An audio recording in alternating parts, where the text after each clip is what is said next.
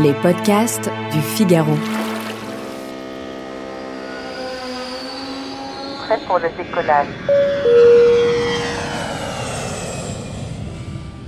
Quand on parle d'échange de maison, on pense tous à The Holiday, ce célèbre film de Nancy Meyers qui met en scène Cameron Diaz et Kate Winslet. Elles jouent deux femmes qui, après des déceptions amoureuses, décident, vous l'aurez compris, d'échanger leur maison. Oui, mon cottage est libre. En revanche, l'offre est exclusivement valable pour un échange de vacances. C'est quoi ça? On échange nos maisons, nos voitures, enfin tout. C'est nouveau pour moi, mais j'ai des amis qui l'ont fait. L'une se trouve à Los Angeles, l'autre à côté de Londres. Sur un coup de tête, elles échangent tout. Leur maison, leur vie, et vont, bien sûr, vivre de nombreuses aventures, surtout sentimentales. Bon, je vous promets pas une comédie romantique, mais l'échange de maison, c'est un très bon moyen pour faire des économies pendant ses vacances, surtout dans un contexte d'inflation. Et cette façon de voyager séduit de plus en plus d'adeptes. Mais comment échanger sa maison sans avoir de mauvaises surprises? Car oui, on l'a tous cette peur. Celle de revenir dans un appartement ou dans une maison et d'y découvrir des objets cassés, des vols et bien sûr de la saleté. Premier conseil, et pas des moindres, il faut apprendre à faire confiance. Sans ça, c'est inutile d'échanger sa maison. Il faut accepter que des inconnus vivent chez soi pendant plusieurs jours, plusieurs semaines, accepter que des personnes dormiront dans notre lit et se laveront dans notre salle de bain. Mais pour permettre une confiance optimale, il y a certains réflexes à avoir. D'abord, celui de choisir la bonne plateforme sur laquelle vous allez échanger votre maison. Il faut voir celle qui vous correspond le mieux. Il y en a plusieurs sur le marché.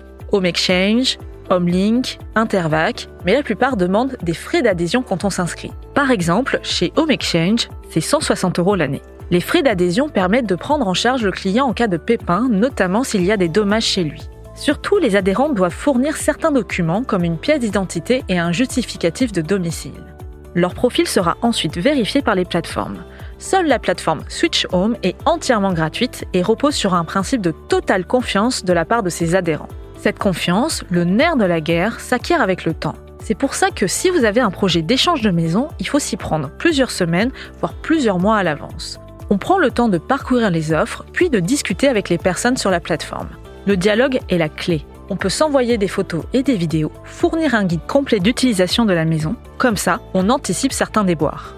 Aussi, ne survendez pas votre bien. Ne lui prêtez pas des caractéristiques qu'il n'a pas. Ici, pas d'argent en jeu. Les gens n'attendent pas un service hôtelier 4 étoiles, juste une maison dans laquelle ils pourraient bien se sentir. Ne l'oubliez pas, tous les goûts sont dans la nature et donc vous finirez par trouver chaussures à votre pied. Ça, c'est pour le côté humain. Passons à l'administratif. Un conseil avant de se lancer dans l'aventure, il faut vérifier en amont son contrat d'assurance, notamment pour connaître sa couverture en cas de dégâts potentiels. Pour rappel, en France, la responsabilité civile s'applique quand on cause un dommage chez une personne. Aussi, certaines plateformes proposent une caution. Comme ça, en cas de casse, vous pourrez être remboursé. S'il y a échange de véhicules, là aussi il faut vérifier au niveau des assurances et potentiellement souscrire à une assurance spéciale si vos invités ne résident pas en France. Si vous êtes locataire, oui, vous pouvez échanger votre appartement ou votre maison. Pour cela, il faut juste vérifier qu'il n'y a pas de stipulation contraire dans votre contrat de location. Enfin, pour les plus stressés, une solution pour se sentir rassuré, établir un contrat. Alors certes, pour le côté confiance, on repassera. Mais au moins ça permet de mettre les choses au clair. On y inscrit les pièces où les personnes peuvent accéder, ce à quoi elles ont droit dans votre maison, ce qui se passe en cas de casse, bref, pas d'entourloupe.